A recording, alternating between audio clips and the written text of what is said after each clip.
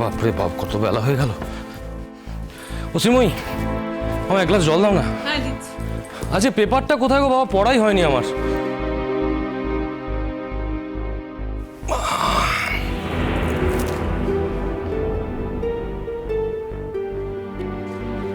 আরে সম্রাট, কি খবর রে তোর? সকাল থেকে কোনো পাত্তা নেই।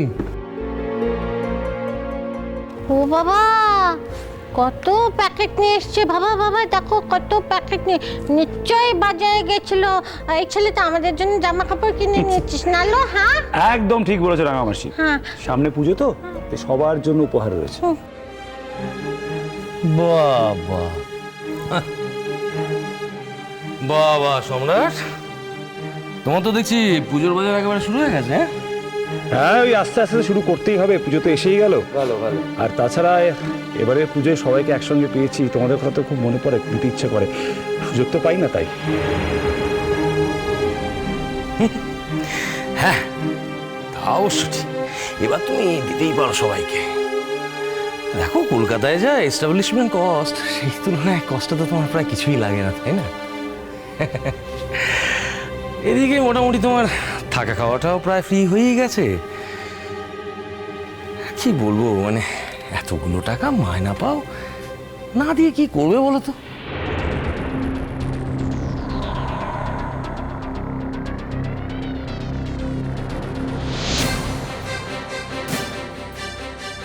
বিবেক বলে তার কথা আছে, তাই না?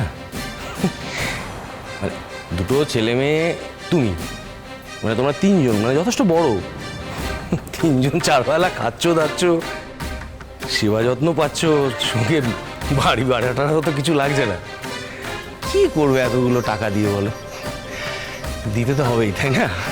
ভালোই করেছে দিয়ে। মেজকা, বলো। তুমি বোধহয় ভুলে যাচ্ছ, সম্রাটবাবু কিন্তু এখানে নিজে থেকে জোর করে থাকতে আসেননি।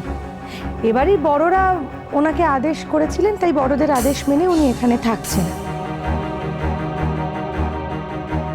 অত্যন্ত ভদ্র মানুষ, তাই জন্য এখনো এত কথা শুনেও মুখ বুজে দাঁড়িয়ে আছেন, একটা কথাও বলেনি। কিন্তু কি বলতো, চোখের সামনে এত অভদ্রতা তো দেখা যায় না, দেখে সহ্য করা যায় না। কেউ কেউ পারে না, জানো তো, কেউ কেউ পারে না। তাই জন্য কথাটা না বলে পারছি না। উনি বাড়ি খুঁজছেন, যত তাড়াতাড়ি উনি বাড়ি পাবেন তত তাড়াতাড়ি এ বাড়ি ছেড়ে উনি চলে যাবেন। আর আপনি কেমন মানুষ? এখানে দাঁড়িয়ে দাঁড়িয়ে এত অপমানগুলো গিলছেন, মুখ বুজে সহ্য করছেন, বলতে পারছেন না আপনি? আপনি যে বাড়ি খুঁজছেন, বাড়ি পেলে যে আপনি চলে যাবেন, এ কথাটা আপনি বলতে পারছেন না? না বলার মধ্যে কি বীরত্ব আছে সেটা তো আমি বুঝতে পারছি না। ও বাবা, এটা দেখছি মার থেকে মাসির দরদ বেশি। ও ভূমি, কতদিন চেনো তুমি সম্রাটকে? হ্যাঁ, তোমার মেজকার তো জন্ম থেকে চেনা, এরকম ঠাট্টা তামাশা করেই থাকে। তোমারও তো গায়ে লাগছে কেন? তুমি এরকম আগ বাড়িয়ে ঝগড়াই বা করছো কেন? কিসের এত আগ্রহ তোমার? ঠিকই তো করেছে। শুভর অসভ্যতা দেখে আমরা স্তম্ভিত হয়ে গিয়েছিলাম, ভয়ে আমরা কেউই কিছু বলতে পারছিলাম না, কি বললে ঠিক হবে না হবে। তবু তো ভূমি এগিয়ে এসে প্রতিবাদ করলো, কিছুটা কিছু বললো।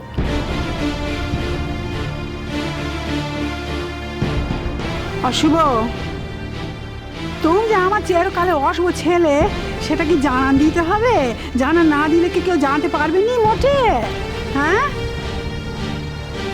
সবাই জানে, সবাই জানে, সবাই জানে তুমি কেমন অশুভ ছেলে। তাই বলছি একদম চু করে থাকো, মোটে চু করে থাকো, কিচ্ছু বলো নি। হ্যাঁ, এই জন্মের মতো তোমার বলা হয়ে গেছে।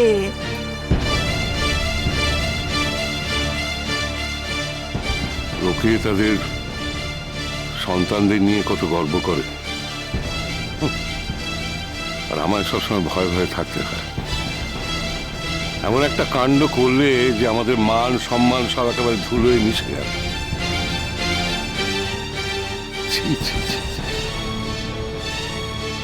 তুমি বলতে পারো যে এই বুড়ো বয়সে তোমার জন্য আর কত অসম্মানিত হব?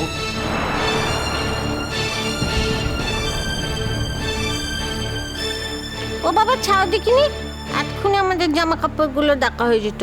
সবাই জানে মেয়ের দাদা অসভ্য, বউ বউ মোটা মোটা বই পড়ে শুধু অসভ্যতাই শিখেছে, সেটা সবাই জানে।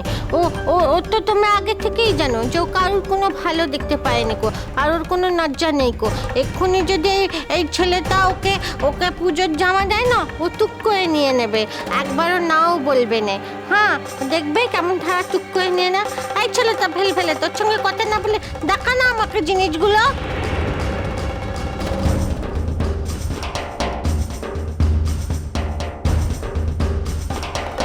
বাহ বাহ বাহ বাহ বাহ বাহ, এটা সাধারণ মজার কথা বলে ভালোই অপমানটা জুটলো।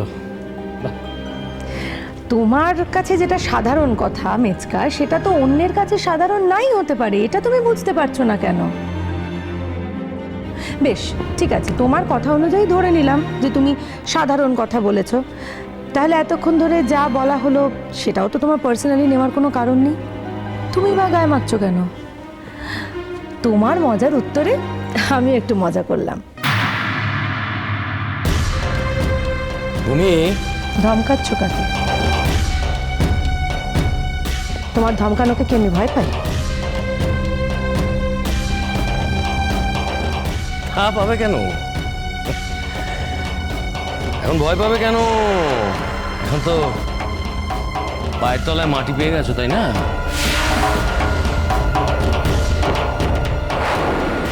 পায়ের চোর এসে গেছে। এখন ভয় পাবে কি? ভয় না পাওয়ার যে কত কারণ আছে, সেটা কি আর কেউ জানুক না জানুক আমরা জানি না।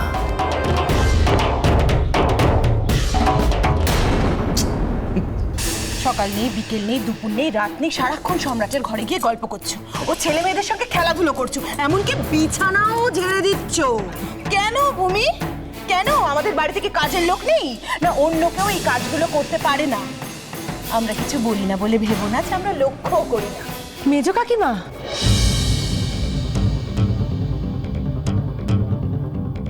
প্লিজ,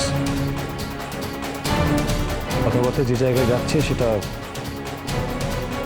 অসভ্যতা মনে হয় তার থেকে অনেক বেশি। আমার সামনে একজন মহিলার সম্মান নিয়ে ছিনিমিনি খেলা হচ্ছে। প্লিজ, আমি এর মধ্যে থাকতে চাই না। হয়তো কিছু আটকাতে পারবো না, তবু আমি তোমাদের সবার জন্য কিছু গিফট এনেছি পুজোর, সেগুলো দিয়ে দিই, তারপরে তোমরা তোমাদের ডিসকাশন চালিয়ে যাও।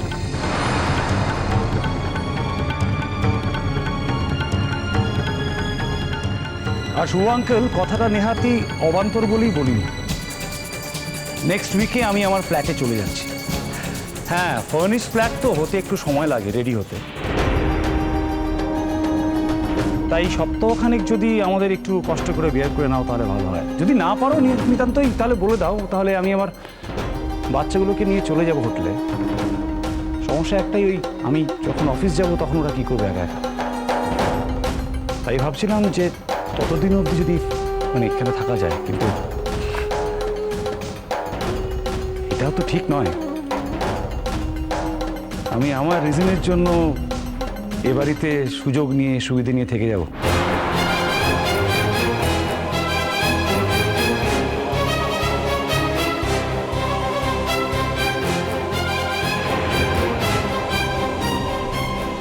আপনাকে কিন্তু রাগলে দিব্যি লাগে দেখতে। ইয়ার্কি মারছেন?